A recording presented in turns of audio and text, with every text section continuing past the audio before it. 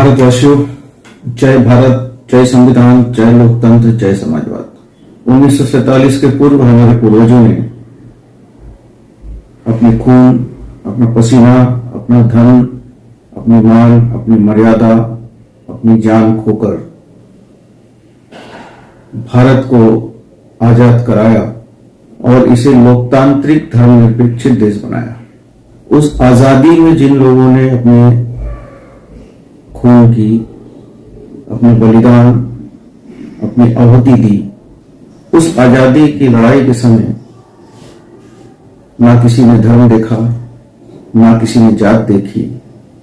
सिर्फ एक ही मकसद था, एक ही लालसा थी, एक ही चाह थी कि हमारा भारत आजाद हो जाए। और लाखों लोगों के खून, लाखों लोगों की जान, लाखों वीर क्रांतिकारियों के बलिदान देने के बाद 1947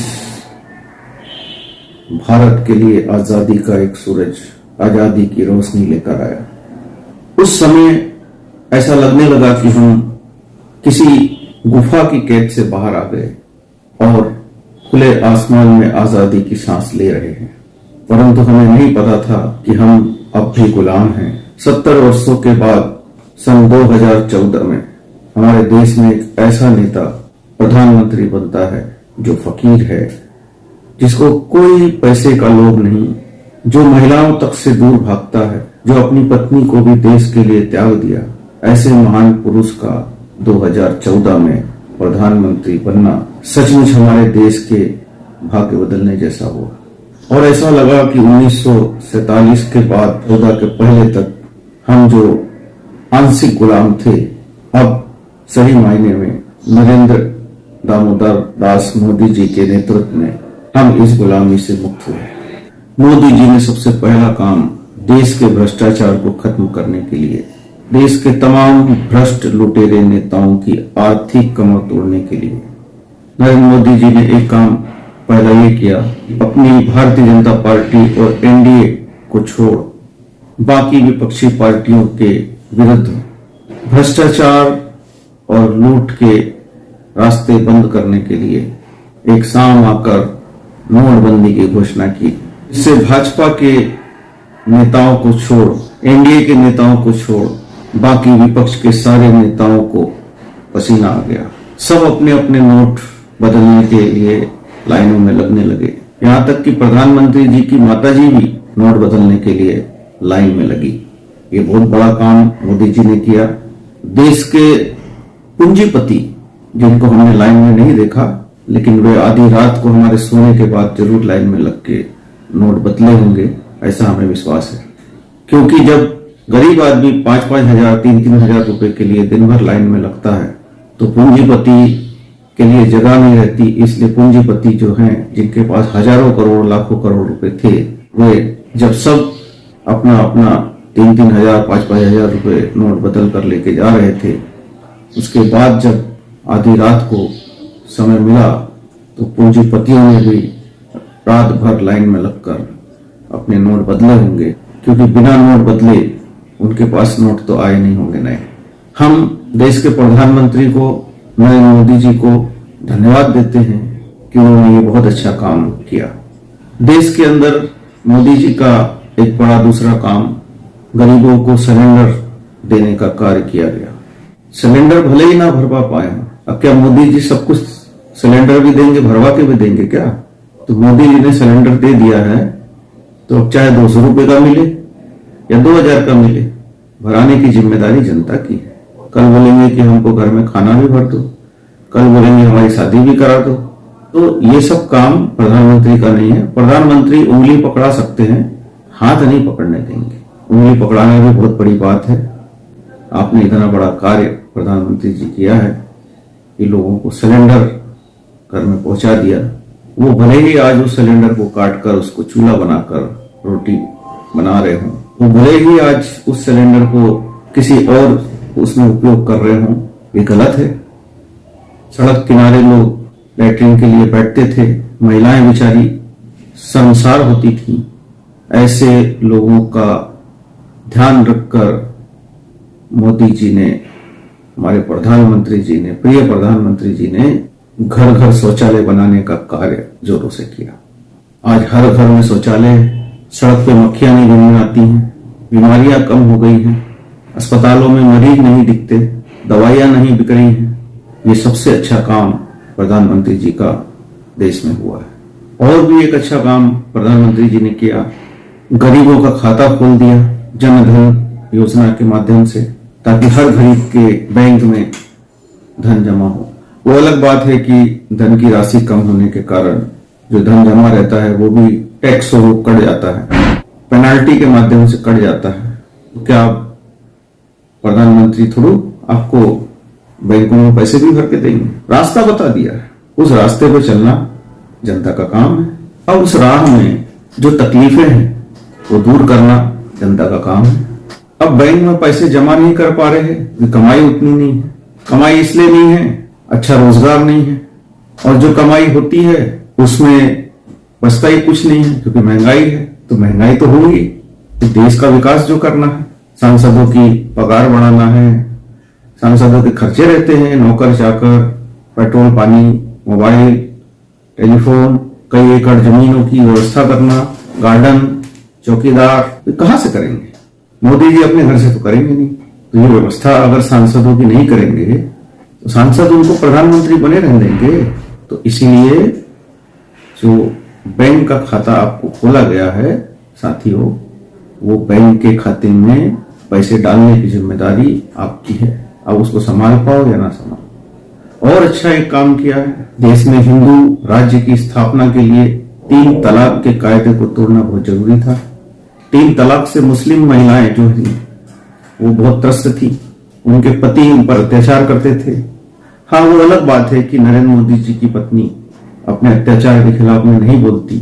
वो एक भारतीय नारी है, अपने पति का सम्मान करती है, इसलिए वो पति के त्यागने के बाद में भी चुपचाप घुट घुट कर जी रही हैं। ये बड़े सम्मान की बात है उनके लिए। ऐसी पत्नी देश के अंदर में ढूंढने से भी नहीं मिलेगी। नहीं तो आज की पत्नियां पति का अपमान करती हैं, लेकिन जसोदा जी बेन जो हैं वाकई प्रधानमंत्री खुशनसीब हैं कि ऐसी पत्नी के वो परमेश्वर हैं। और अगर आज वो पत्नी जी को नहीं छोड़े होते तो प्रधानमंत्री भी नहीं होते। ये त्याग ही प्रधानमंत्री तक उनको पहुंचाया है। इसलिए हमें जसोदा बेन जी को सैल्यूट करना चाहिए कि उन्होंने जो त्याग किया है उसके कारण हमें देश में ऐसा प्रधानमंत्री प्राप्त हुआ। अच्छे दिन आएंगे और आ रहे हैं।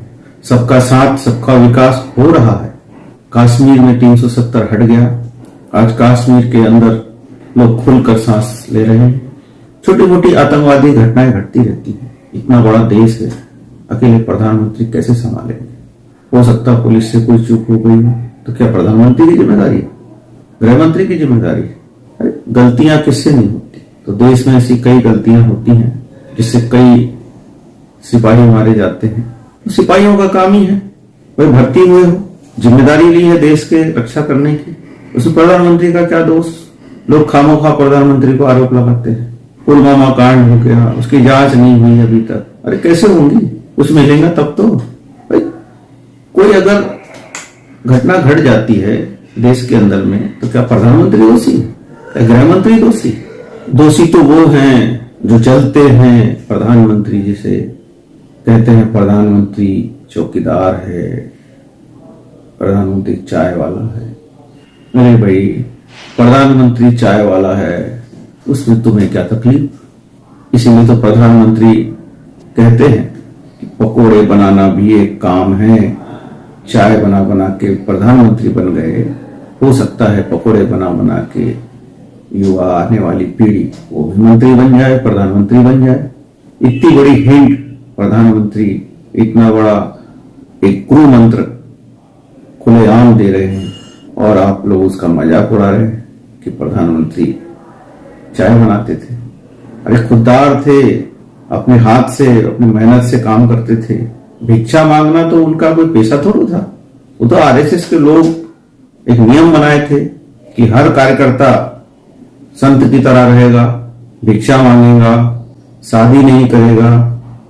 तो देश का पॉपुलेशन भी तो कम करना है। और सभी काम करेंगे तो भिक्षा भी मांगने वाला कोई होना। लोगों के पास इतना पैसा है, इतना खाना है, इतना अनाज है, कहां डालेंगे? मांगे भिक्षा, क्या शर्म है? बेची चाय, क्या शर्म है? कहते हैं चौकीदार। भाई देश का प्रधानमंत्री देश को संभाल रहा है, चौकीदार हुआ ना। अब थोड़ा सा ध्यान भटक गया और पीछे के दरवाजे से कुछ लोग करोड़ों रुपए लेके संपत चंपत हो गए। उसमें क्या प्रधानमंत्री की जिम्मेदारी? लोग हरामी थे, लोग बदमाश थे, जबरदस्ती मोदी जी को बदनाम कर दिए। मोदी जी ने भगाया। अरे मोदी जी क्यों भगाएंगे?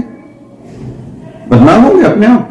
मोदी जी जैसा देशभक्त, मोदी जी जैसा ईमानदार इस पृथ्वी पे अभी तक कोई नहीं हुआ। आज मोदी जी के नारों से देश के अंदर अनेक देशभक्त हैं जिनको लोग अंधभक्त बोलते हैं। तकलीफ तो होती है, इसलिए अंधभक्त बोलते हैं। देश के अंदर इतना कचरा था, इतने राजनीतिक गंदगी थी, जिसको नरेंद्र जी भाई मोदी ने साफ करने का काम किया है। अब उसमें विपक्ष साफ हो रहा है तो वो भी दोष, विपक्ष ऐसा है, विपक्ष वैसा है। भाई देश को साफ करते करते अगर कुछ लोग साफ हो भी जाएं तो इसमें मोदी जी की क्या गलती? देश तो साफ हो रहा है, देश का तो विकास हो रहा है। महंगाई बढ़ेगी, विकास होगा तो महंगाई बढ़ेगी, बेरोजगारी भी बढ़ेगी। अब मोदी जी को सपना तो आ नहीं रहा था कि कोरोना आने वाला है। मोदी जी ने जो धन रखा था देश के विकास के लिए, अब वो अचानक कोरोना आ गया। 2 साल तक मोदी जी ने देश को पाला, छोटी बात नहीं है। कई देश बर्बाद हो गए, लेकिन भारत मजबूती के साथ खड़ा रहा, क्योंकि नरेंद्र दामोदर दास मोदी जी 56 इंच के सीने वाले जो थे, उनके कारण आज देश यहां खड़ा हुआ है। अब इतनी मेहनत करेंगे, कोई चौकीदार अगर किसी तालाब की चौकीदारी करेगा तो पानी पीने दूसरे के तो तालाब में तो जाएगा नहीं। तो अगर थोड़ा बहुत उन्होंने अपने दोस्त की, अपने मित्रों की, चाहे वो अडानी हो चाहे अंबानी हो, मदद कर भी दी, तो इसमें तकलीफ किस बात की? भाई वो भी मदद करते हैं। अब 100 करोड़, 500 करोड़, 1000 करोड़ रुपए चंदा देंगे तो किसी ना किसी बहाने से तो बदला चुकाना पड़ेगा। उन्होंने चुकाया, उसी को बोलते हैं ईमानदारी। एक हाथ दे एक हाथ ले, ऐसे ईमानदार लोग इस देश में नहीं है। नहीं तो एक बार जो ले लिया वो किसी को वापस नहीं करता। देश के अंदर में आवाजें उठी, हिंदुत्व के नेताओं ने, हिंदू संगठन के नेताओं ने आवाज उठाई कि बीफ बंद होना चाहिए, गौ मांस बंद होना चाहिए। तो कैसे बंद करेंगे? भाई गौ मांस बेचने वाले ही हिंदू लोग हैं। भले ही कंपनी का नाम उन्होंने मुसलमान रखा हो, मुस्लिम रखा हो, अल कबीर, अल जबीर, लेकिन है तो हिंदू। अब अगर वो मुस्लिम नाम नहीं रखे तो क्या मुसलमान देश में जाके उनका बीफ बिकेगा? नहीं बिकेगा। तो उनका नाम रखना जरूरी है। मुसलमानों के नाम के सहारे विदेशों में आप बीफ भी नहीं बेच सकते, इसलिए मुसलमान के नाम की कंपनी बनाना जरूरी था। अब ये बीफ की बड़ी बड़ी कंपनियां जो हिंदू लोग चला रहे हैं मुसलमान कंपनी के नाम से, ये 250 करोड़ 500 करोड़ रुपए चंदा भारतीय जनता पार्टी को देती हैं। चुनावी फंड बोलते हैं उसको। तो क्या सरकार में आने के बाद बीफ बंद करना न्याय की बात है? ये तो सरासर अन्याय है। और फिर रोजगार रोजगार चिल्लाते हो, अगर बीफ बंद कर देंगे तो करोड़ों लोग उससे जुड़े हुए हैं, फिर बेरोजगारी बढ़ेंगी, फिर चिल्लाएंगे बेरोजगार बेरोजगार बेरोजगार। तो बेरोजगार ना हो कोई और उनका मुबदला दिया जाए, इसलिए जो हमारे गृह मंत्री हैं उन्होंने भी कहा कि देश के अंदर बीफ नहीं बंद होगा। स्वागत है उनका। अब कुछ हिंदू संगठनों को अगर बुरा लग रहा हो तो उसको भी वो झेलते हैं। ये बहुत बड़ी बात है कि अपने ही संगठन के विरोध में वो बीफ की बेचने की परमिशन देते हैं। सब नहीं कर सकते, इतना बड़ा कलेजा सबका नहीं है। तो बीफ बेचने का काम देश में अगर हो रहा है तो इसलिए हो रहा है कि कोई बेरोजगार ना हो, और जो चंदा कंपनियां देती हैं, उस चंदे का मुबदला सरकार किसी न किसी माध्यम से चुकाए, ताकि आने वाले समय में वो अधिक से अधिक चुनावी फंड, चुनावी चंदा दे सके। अब चुनावी चंदा इसलिए देते हैं और पार्टियां इसलिए चुनाव का चंदा लेती हैं कि वोटर तो 2 रुपए देने वाले नहीं। भले ही वोटरों से सरकार बनती हो, लेकिन सरकार बन के फायदा क्या? पैसे की जरूरत पड़ती है। या जो वोटर निर्धन वोटर हैं, ऐसे वोटरों को तो खरीदना पड़ता है। और राजनीति में सब जायज है, साम दाम दंड भेद, क्योंकि देश में लोकतंत्र बचाने के लिए हर प्रकार की राजनीति करना पड़ता है। अब विपक्ष खत्म हो जाए तो क्या लोकतंत्र खत्म हो गया? लोग बोलते तानाशाही तानाशाही तानाशाही।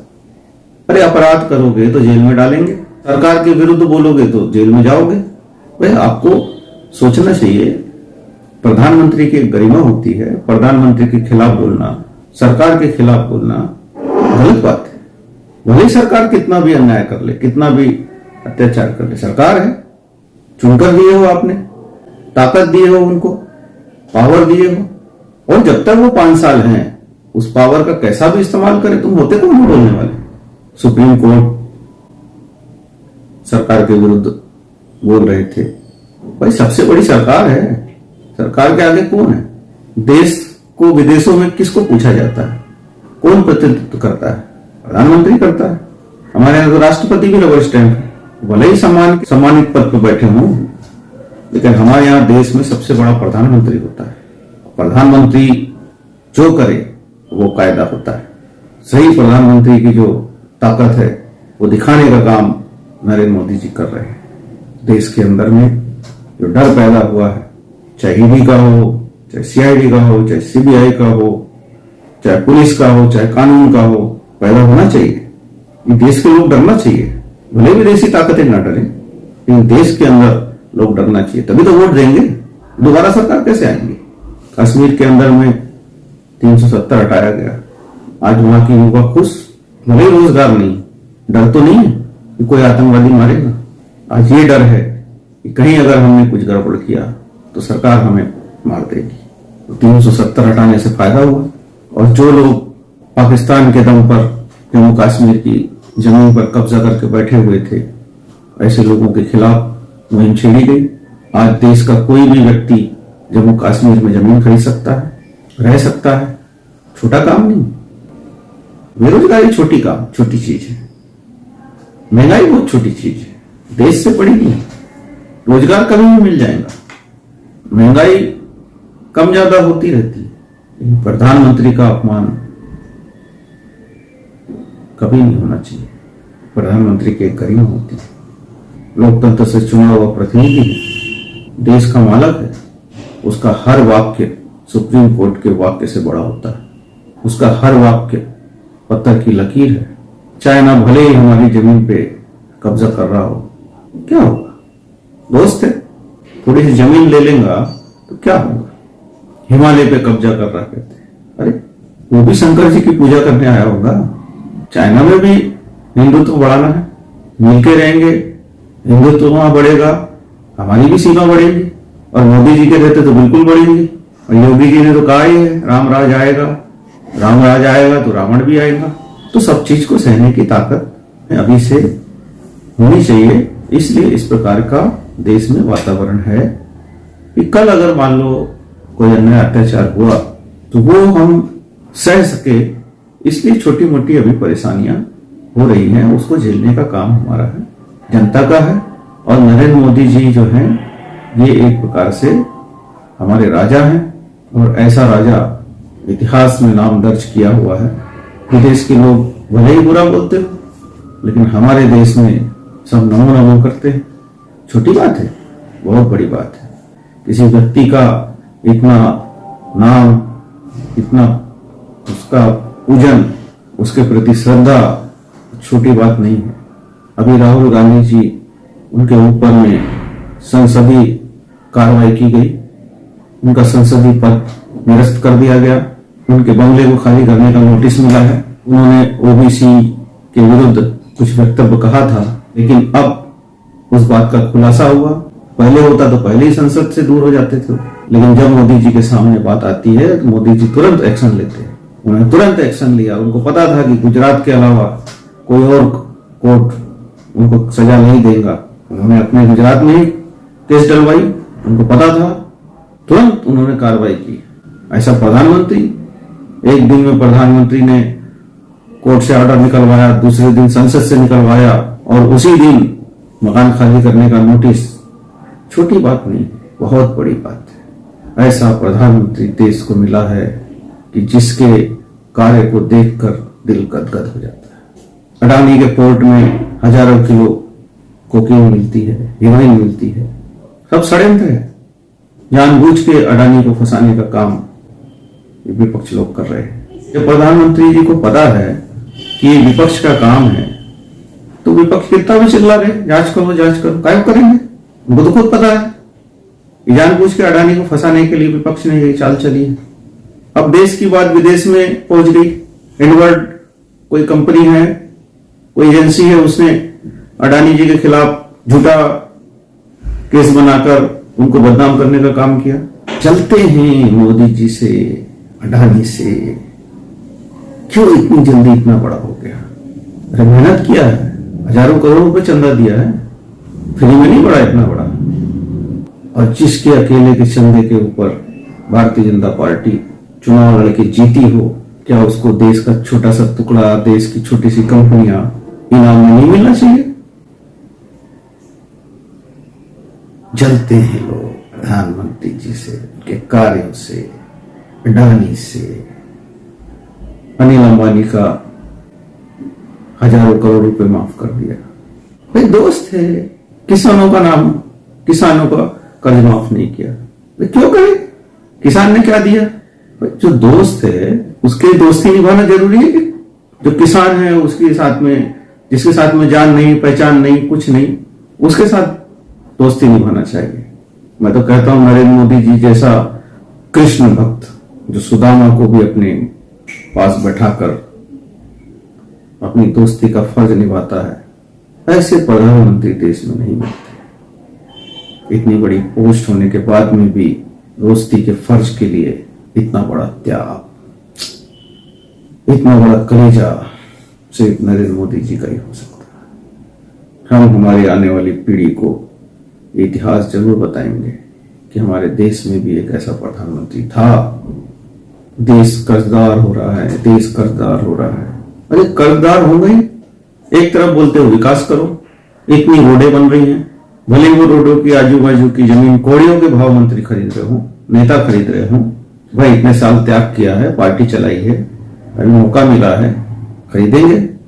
उनके भी बाल बच्चे हैं, उनका भी भविष्य सुधारना है, विकास करना है। वोटर तो पैसा देने वाला नहीं, गरीब तो पैसा देने वाला नहीं, पूंजीपतियों से कितना लेंगे? पार्टी का चंदा ही देने में उनके पैसे खत्म हो जाते हैं। तो विदेशों से पैसा लेना ही पड़ेगा। इतने बड़े बड़े रोड, इतने बड़े बड़े टनल, इतने बड़े बड़े पुल बन रहे हैं, कहां से आ रहा है? ट्रेनें, अभी बुलेट ट्रेनों का काम शुरू होने वाला है। देश के अंदर में जो 70 सालों में विकास नहीं हुआ, वो विकास 2014 के बाद, वो आजादी 2014 के बाद नरेंद्र मोदी जी के प्रधानमंत्री बनने के बाद मिली है। और हम सब इस आजादी को खुशी खुशी से स्वीकार करें, नहीं तो फिर विपक्ष आ जाएगा, फिर नौकरियां लगने लगेंगी, फिर महंगाई कम हो जाएंगी, फिर आतंकवाद बढ़ने लगेगा। जो नहीं सत्ता में वो तो गड़बड़ी करते ही हैं। अपने घर में हथियार रखो, कुछ नहीं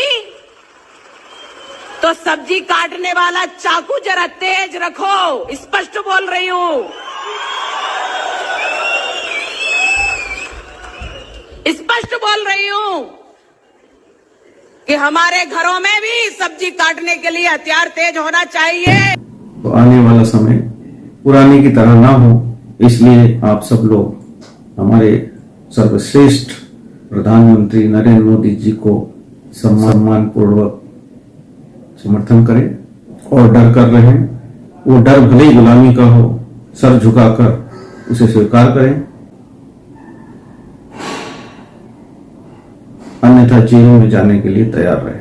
साथियों, जीना है तो नीचे मुंडी करके गांधी जी के मूल्यों पर चले, बुरा ना कहें, बुरा ना सुने, बुरा ना देखें। बड़े बड़े लोगों के बीच में चलता रहता है, अच्छा बुरा, हमें क्या लेना देना। 2 वक्त की रोटी खाना है, पड़े रहना है जिंदगी में। क्या जाएगा, पड़ोसी का जाएगा, दूसरे का जाएगा, हमारे ऊपर आएंगे तब देखेंगे। ऐसा सोचते रहो और जीवन जीते रहो।